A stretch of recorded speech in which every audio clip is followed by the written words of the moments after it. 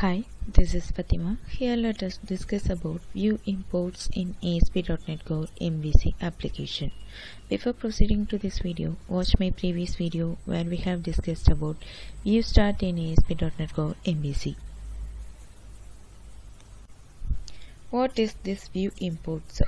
In ASP.NET Core MVC application, this view imports.cshtml file provides a mechanism to include the directives globally for Razor pages so that we don't have to add them individually in each and every page. This view import supports directives at add tag helper, at tag helper prefix, at remove tag helper, and these three directives are basically used to manage of tag helpers, and this at namespace directive is basically used to specify the namespace that the view import belongs to. With the help of this at inject directive, it supports a dependency injection, and at model directive is basically used to specify the model for our view. We already used this at model directive in our previous examples and all, and this at using directive basically used to include the common namespaces globally so that we don't have to include the namespace on each and every view pages. In this video, let us discuss about this at using directive in view imports.cshtml file. Rest of the directives we will discuss in our upcoming video. Just like the view start file, the view import file is also hierarchical.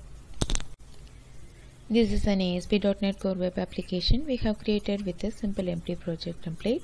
Let us use this in order to understand the view imports in ASP.NET Core MVC application. Here if you see, we have already created the product models within this model folder of our application. So here we have created the product with the 4 properties.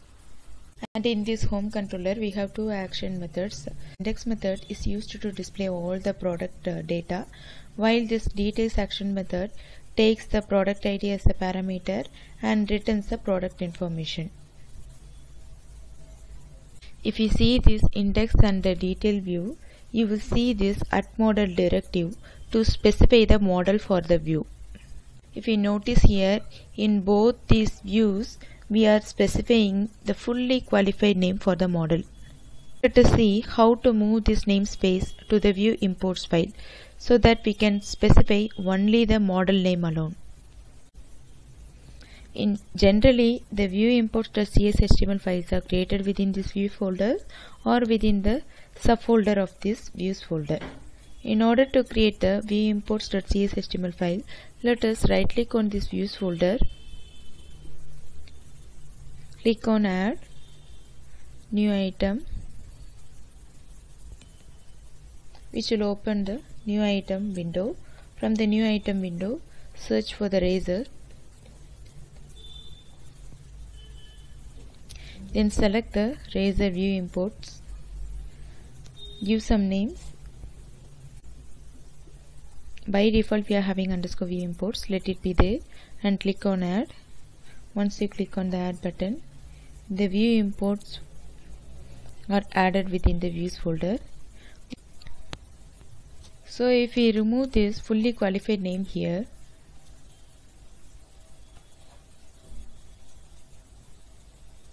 it will show this compile time error. So let us remove that fully qualified name there and add it here by using the at using directive.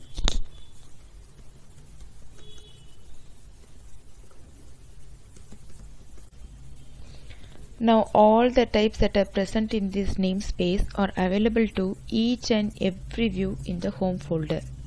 So we don't need to type the fully qualified name of the type. Let us remove this namespace also and add it in view imports file.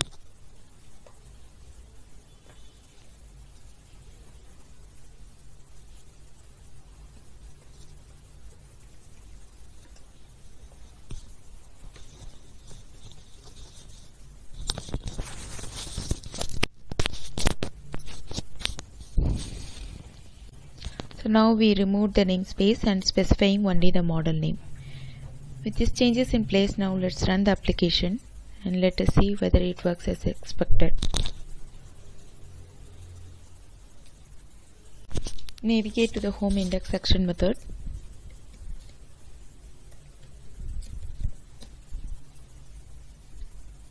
You can see the output as expected. Even if you navigate to the detail section method, you will see the expected output. View start, the view imports is also hierarchical. So it is possible to place these view imports in the subfolders of the views folder. So let us add one more view imports file under this subfolder, home folder of the views folder. Now, right click on this home folder, select add, new item, select the Razor view imports, click on add. Once you click on the add button, the view imports file is added within this home folder also. Now the settings that we specified in this viewimports.cshtml file, which is present inside this home subfolder, will override the settings that anything we specify in this viewimportfiles.cshtml that is present inside this views folder. And note that if we specify any settings in the view itself, then that setting overrides the matching settings specified in any of these parent view import files in the folder hierarchy. At this point, we may notice that this view start and the view import files are quite similar. They both allow us to implement the functionality that will be automatically applied to our views. However, there is a very important difference, that is, the any using statement added to the view start file is scoped to that file alone and does not apply to the actual views. On the other hand, the view imports file is specifically designed to extend the scope to the views and allowing our views to take advantage of the using statements that is defined in our view imports file.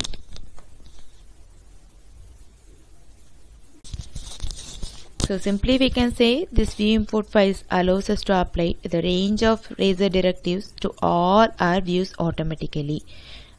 Hope you enjoyed this video. Our next video is about Bootstrap installation in ASP.NET Core MVC. Thank you.